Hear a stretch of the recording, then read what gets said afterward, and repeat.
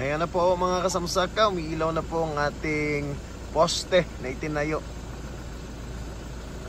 Okay, ayan na siya. So, yun yung solar natin. So, meron na tayong isang poste dito na nagbibigay ilaw sa atin. So, abang-abangan ang mga karagdagang poste na ilalagay natin.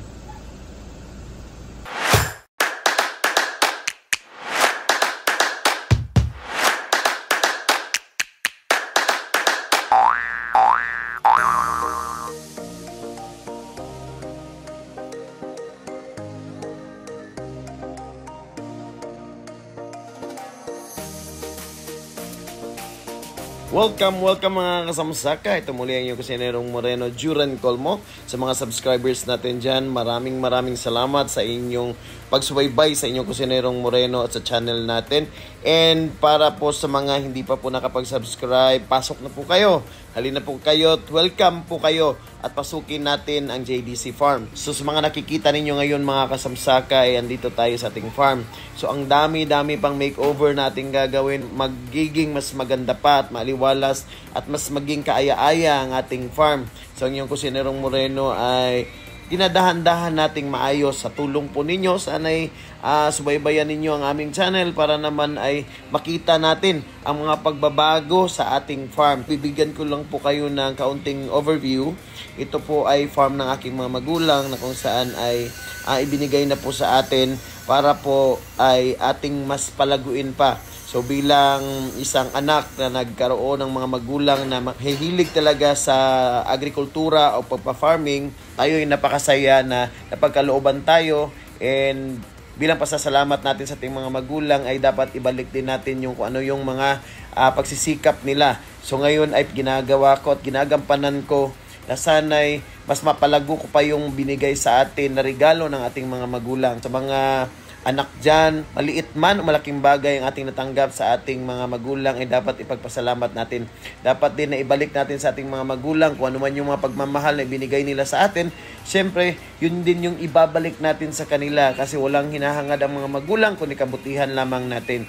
So ngayon sa nakikita ninyo mga kasamsaka ay inaayos natin itong lumang building na ito. So ang lumang building na po ito ay pinatayo po ng aking ina. Ito po yung project niya long time ago. So ngayon ang inyong kusinerong Moreno ay pinipilit na buhayin muli kung ano yung nasimula ng aking ina. So ngayon nakikita ninyo ang lumang building. May lumang hagdanan din ito. So napakahirap na po akyatin because sira na nga. So sa sobrang tagal na ay hindi na pwedeng gamitin. So delikado na din para sa amin, and meron din kaming bata kasi. So I have decided kahit medyo mahal ang bakal ngayon ay ipabago ko na talaga ang aming hagdanan. So sa nakikita ninyo ngayon ay talagang pulido na ito.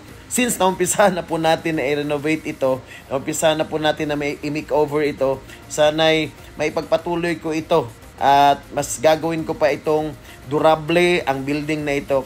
Meron kaming babuyan sa baba, and sa itaas ay may pabahay kami. So pwedeng tulugan doon, pwedeng tambayan doon, pwede din na habang nagbabantay ka sa mga baboy, andun ka sa taas. So ngayon ipapakita ko sa inyo ang kabuuan ng ating babuyan. So nakapag-extend na po tayo ng 8 cages para ma-accommodate lahat ng mga gagawin nating mga fatteners. Sa ngayon ay hindi pa talaga totally tapos kasi marami pa tayong dapat ayusin. Marami din nangyari na hindi din natupad yung napag-usapan namin ng aming karpentero o aking nakausap o nakuha, ay hindi natupad talaga yung plano. So yun talaga ang mahirap pag wala tayo, pag busy tayo at hindi natin nababantayan yung mga taong nagtatrabaho sa atin, ay talagang minsan ay pumapalpak talaga. So ang payo ko lang sa inyo, pag nagpapagawa, dapat hands-on kayo. Dapat talaga andun kayo, dapat tutukan nyo, dapat tinitingnan nyo ang trabaho nila para sa ganun ay kung may mga maliman ay makokorek natin ahead of time. Hindi yung kung saan yung tapos na, doon pa tayo magrereklamo kasi mali yung pinagawa natin. So lucky enough na meron tayong isang kasamsakang Joey. Ito yung buddy-buddy natin dito sa farm na talagang maasahan kasi all around. So man of all trades ito. Kaya niya magsemento, kaya niya maging welder. Maswerte tayo kasi siya din yung nagbabantay ng ating sagingan. Siya din yung nag-aalaga ng ating mga baboy. Siya din yung nagpapaanak. Lahat, siya po lahat. Ako'y gumagabay lamang sa kanya o nagbibigay suporta sa mga planong gagawin niya. Ito pong nakikita ninyo ay mostly siya po yung nagpaplano na ipapaayos niya, sinesemento niya, siya lang din po ang gumagawa. So para mas madali yung trabaho niya ay ginagrant ko lahat yung mga request niya para kung ano may yung gagamitin niya, kung ano yung mga plano niya, ay nagagawa niya lahat. So, hindi naman ito isang biglaan lamang na plano. Mag-i-invest tayo dito sa ating farm kasi atin din naman ito. So, ang mangyayari is hindi masasayang ang pera natin kasi may pinaglalaanan tayong mas magandang bagay na pagdating ng panahon ay kikita din naman tayo dito sa farm natin. Gaya ng sabi ko sa inyo, every week ay ako'y nag-iipon. Kung ano yung sobra sa akin, kung ano yung nasa-save ko ay talagang ipinapasa ko doon sa farm. Kasi wala naman ding mawawala. So makikita talaga natin sa ating video na kung saan ay sinigurado talaga natin yung palagyan natin ng tubig. Meron tayong tangke na gawa sa semento at the same time meron din tayong tangke na gawa sa plastic. So ito yung sinisigurado po natin para wala pong masayang na tubig kasi sa pagbababoyan po, isa to sa mga bagay na kailangan talaga ng ating mga baboy ang patubig kasi sa painom pa lang nila, sa ipapaligo natin sa kanila, kailangan talaga nila ng kondisyon ang kanilang katawan at lagi silang napapaliguan. So dito kasi sa farm natin ay hindi tayo masyadong biyaan ng tubig. So kaya ay pinipilit natin na i-maximize talaga yung bigay sa atin ng langit na kung saan yun yung ulan. So ano po ba ang ginamit nating mga materyales para po maisaayos po ang lahat na ito?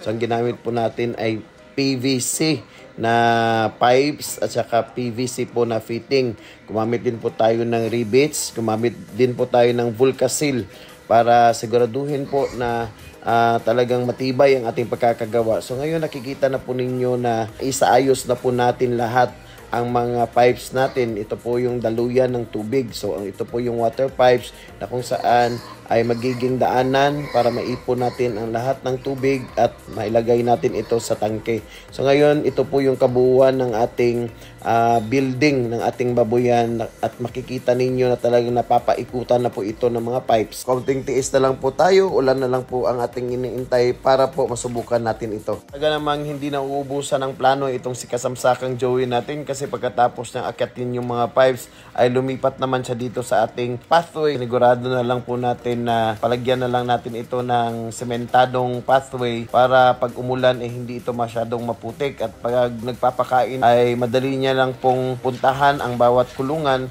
kasi accessible na po. So sinigurado na lang natin po na hindi siya mahihirapan sa bawat galaw na kanyang gagawin.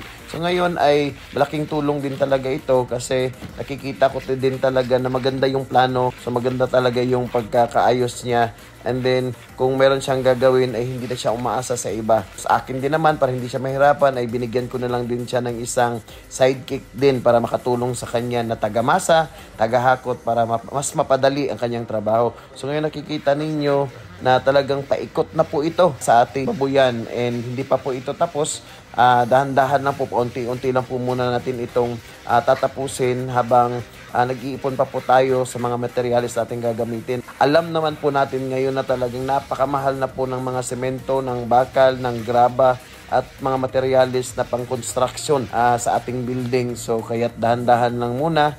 Sakaya lang po muna natin sa ating bulsa. Hindi po natin pipilitin na ibubuhos po natin ang lahat ng ating kapital kasi nangangailangan po tayong bumili ng maraming feeds din. Sa bawat linggo ay malaki din yung nakukonsume ng ating mga baboy sa feeds pa lamang. Sa bawat plano natin at pagbabalak natin na meron tayong ipapaayos sa ating farm, siguraduhin din natin na stable po ang ating bulsa. Siguraduhin natin na nakaipon na tayo para pag meron tayong project na gagawin ay tuloy-tuloy po ito at hindi po napuputol. Sa akin din naman po dito sa farm ay napuputol-putol din po yung mga plano natin kasi nga hindi ko po binibigla yung mga project na hinihingi sa akin ni kasamsakang Joey kasi inuuna ko din talaga yung pagkain ng ating mga baboy kasi sa feeds pa lamang ay talagang malaki na po ang investment na ating gagawin kasi hindi po pwedeng magutom ang ating mga baboy.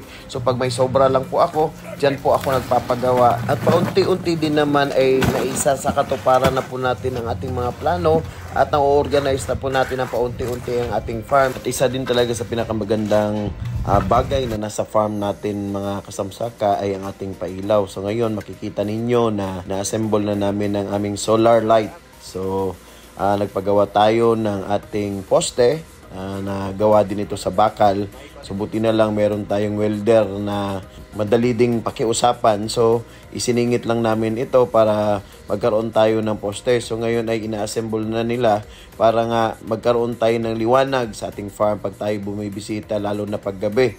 So ngayon ay makikita natin na nagtulong-tulong yung ating mga kasamsaka din, mga body-body natin doon sa farm para maisaayos natin ang ating mga pailaw. So buti na lang meron din tayong madiskarting mga body-body sa ating farm para naman mas mapadali natin ang ating trabaho. So ngayon ay nilalagyan na nila ito ng wire, and talagang ginagawa nila ng paraan na sa araw na ito ay maitayo talaga para magamit na natin. So pagdating natin, pag meron tayong deliveries, meron tayong mga ilalagay sa farm o ihahatid sa farm na gabi na, ay hindi tayo mahihirapan sa pagpasok ng ating sasakyan. So even din sa pagpasok natin ay hindi tayo madadapa o hindi tayo madidisgrasya kasi nakikita natin yung dinadaanan natin.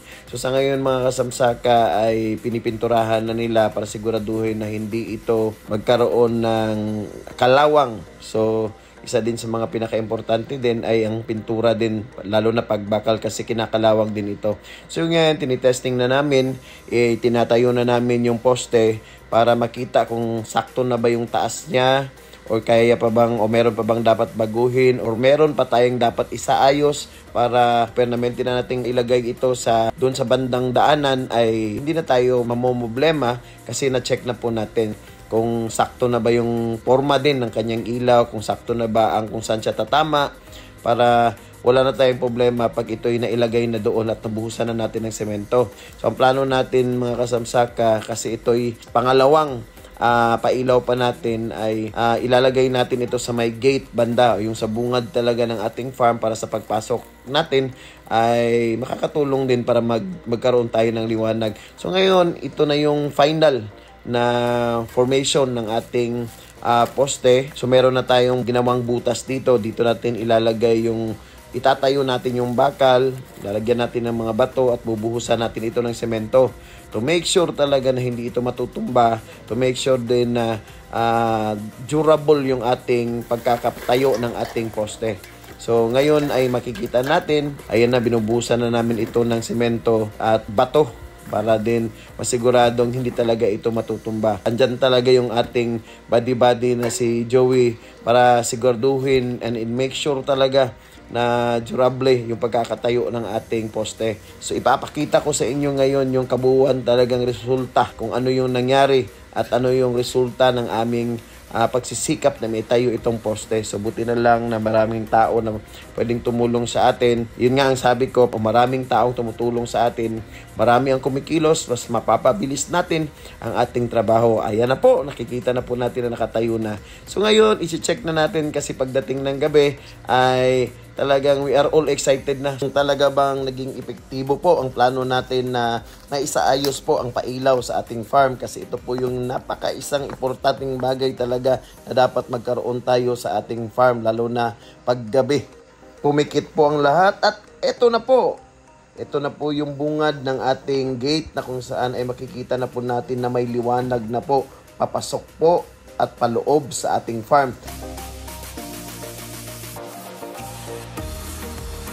Ayan na po, may ilaw na po tayo at may pailaw na po tayo sa ating farm. So talagang nagiging effective ito at makikita natin sa bungad pa lang ng ating farm ay sa may gate banda ay talagang napakaliwanag na at may ilaw na tayo, at masigurado na nating meron na tayong maaninag na liwanag sa ating daan. So ayan po, naging successful po ang ating plano at nakakatulong na po ito na mabigyan ng pailaw po ang ating, o karagdagang pailaw ang ating farm. So ano pang iniintay ninyo? Kung gusto nyo pa ng ganitong mga videos, pindutin lang ang subscribe button and please share and comment and please do subscribe.